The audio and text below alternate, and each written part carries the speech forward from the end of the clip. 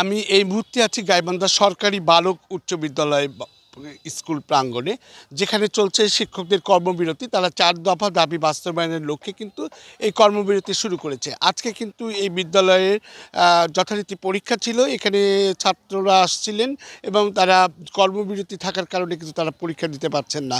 তো আমি যেটা জানাতে চাই আপনার মাধ্যমে, যে গাইবান্ধার এটা কেন্দ্রীয় কর্মসূচির অংশ হিসেবে বাংলাদেশ সরকারি মাধ্যমিক শিক্ষক সমিতির এটা কর্তৃক আয়োজিত গাইবান্ধা সরকারি বালক বিদ্যালয় সহ যে সরকারি মাধ্যমিক বিদ্যালয়গুলো রয়েছে সেখানে কিন্তু কর্মবিরতি চলছে।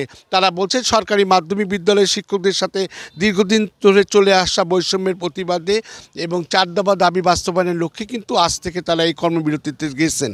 তো আসলে এই কর্মবিরতিতে যাওয়ার কারণে কিন্তু এখানে আপনারা দেখতেই পাচ্ছেন যে ছাত্ররা এখানে আসছেন এবং পরীক্ষা দিতে আসছিল। তারা কিন্তু অনেকে জানেই না যে তাদের আজকে শিক্ষকরা কর্মবিরতিতে গেছে। এই কর্মবিরতিতে যাওয়ার কারণে তারা কিন্তু পরীক্ষা দিতে পারছেন না আজকে, এবং অনেক শিক্ষার্থী কিন্তু তারা বাড়িতে চলে গেছে। কিছু কিছু শিক্ষার্থী এখনও স্কুল মাঠে রয়েছে। তো তাদের মধ্যে একজনের সাথে কথা বলবো। আসলে আমি জানতে চাই যে কি ব্যাপার, পরীক্ষা দিতে পারলা না বা কেমনটা, কি ঘটনা? আসলে ঘটনা হচ্ছে, আমরা সকালে সবাই মেসেজ পাইছি যে পরীক্ষা হবে না, ছাত্রদের কর্মবিরতি। তাও আমরা শিওর হওয়ার জন্য স্কুলে আসছি। এসে দেখছি যে ছাত্ররা তাদের দাবিতে কর্মবিরতিতে আসে, আমাদের পরীক্ষা নেবে না। শিক্ষার্থীর সাথে কথা বলবো, যে আমি জানতে চাই যে কি অবস্থা। আসলে আমরা প্রকৃত অর্থে আমরা কেউই অবগত ছিলাম না যে আমাদের আজকে শিক্ষা প্রতিষ্ঠানের শিক্ষকদের কর্মবিরতি সম্পর্কে। তারপর আমাদের আমাদের আজকে হলো রুটিন অনুযায়ী আমাদের আজকে ধর্ম পরীক্ষা ছিল। এই ধর্ম পরীক্ষা না দেয় আমাদের অনেক, সত্য কথা বলতে, পড়াশোনার ক্ষতি হয়ে গেল।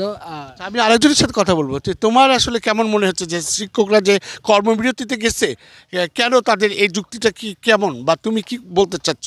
আমার মতে তো এই যুক্তিটা মোটামুটি একটু, যদি আমরা এই পরীক্ষা না দিই অনেক পরীক্ষা আবার মিস হয়ে যাচ্ছে। আবার মাঝখানে যে গ্যাপটা আছে, এই গ্যাপটার কারণে আমাদের যেই পরবর্তী পরীক্ষাগুলো আছে সেগুলো একটু প্রভাব ফেলবে। তার কারণে আমাদের একটু সমস্যা। এটা তো নতুন এবং ফিরে আসা গ্রাহকদের জন্য নগদে চলছে ক্যাশব্যাক সহ প্রতিদিন হাজারো উপহার জেতার সুযোগ। হবে আশা আর ফেরা, সারপ্রাইজ সেরা।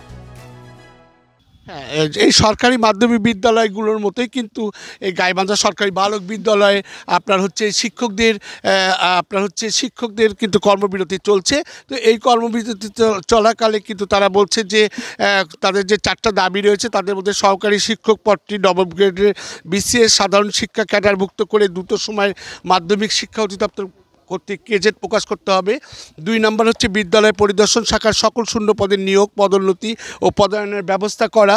এবং 3 নম্বর হচ্ছে সুপ্রিম কোর্টের রায়ের আলোকে বকেয়া টাইম স্কেল সিলেকশন গ্রেড মঞ্জুরি আদেশ 3 কর্মদিবসের মধ্যে প্রদান করতে হবে। 4 নম্বর হচ্ছে 2015 সালের পূর্বের মতো সহকারী শিক্ষকদের 3 বা 2টি ইনক্রিমেন্ট সহ অগ্রিম বেতন বর্ধিত বেতন সুবিধা বহাল করে গেজেট প্রকাশ করতে হবে। তো আমি এখানে এই কর্মবিরতিতে যারা পালন করছে তাদের শিক্ষকদের সাথে কথা বলবো। তো আমি জানতে চাই যে আসলে আপনারা কেন কর্মবিরতি গেলেন? এখন তো পরীক্ষা চলছে। বিষয়টি হলো যে আমরা শিক্ষার্থীরা বিদ্যালয়ে প্রাণ। আমরা এই শিক্ষার মধ্য দিয়ে আমরা এই জাতিকে সামনের দিকে এগিয়ে নিয়ে যেতে চাই। কিন্তু দুঃখের বিষয় হলো আমাদের ঊর্ধ্বতন কর্তৃপক্ষের উদাসীনতা, শৈথিল্যের কারণে আজকে আমাদেরকে এই কর্মবিরতিতে যেতে হয়েছে। এটা আমাদের মূলত দাবি নয়, এটা আমাদের অধিকার। কেননা মাধ্যমিক শিক্ষা অধিদপ্তর আলাদাকরণের জন্য মাননীয় প্রধান উপদেষ্টা স্বাক্ষর করেছেন।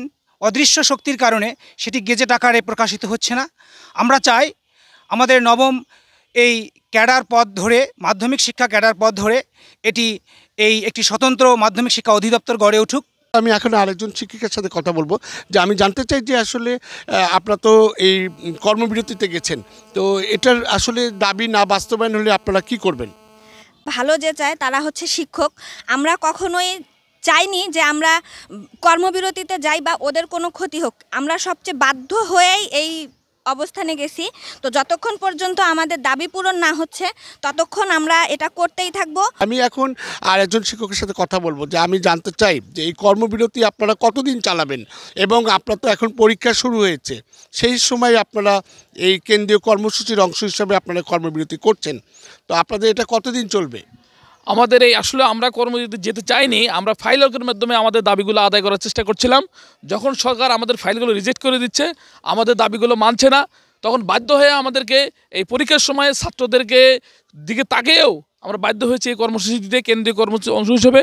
তা আমাদের 1 থেকে 3 ডিসেম্বর পর্যন্ত কর্মসূচি ঘোষণা করা হয়েছে এবং 3 তারিখ এর ভিতরে সরকারের ভিতরে যদি আমাদের দাবি দেওয়াগুলো আদায় না হয়, 3 তারিখ 3টার সময় আমাদের কেন্দ্রীয় সংবাদ সম্মেলনের মাধ্যমে পরবর্তী কর্মসূচি ঘোষণা করা হবে। শুনলেন যে সে বলছে যে আসলে তারা কর্মবিরতিতে যেতে চায় না, তাদের বিভিন্ন দাবি রয়েছে। তারা দীর্ঘদিন থেকে চাকরি করলেও কিন্তু তারা কিন্তু পদোন্নতি সহ কিন্তু টাইম স্কেল পায়নি। তাদের গ্রেড বাস্তবায়নের দাবিতে তারা এই কর্মবিরতিতে গেছেন এবং এই কর্মবিরতি থেকে তারা ক্লাসে ফিরতে চান। এই জন্য তারা সংশ্লিষ্ট মন্ত্রণালয়ের হস্তক্ষেপ কামনা করেছেন। আসাদুজ্জামান মামুন, চ্যানেল 24, গাইবান্ধা।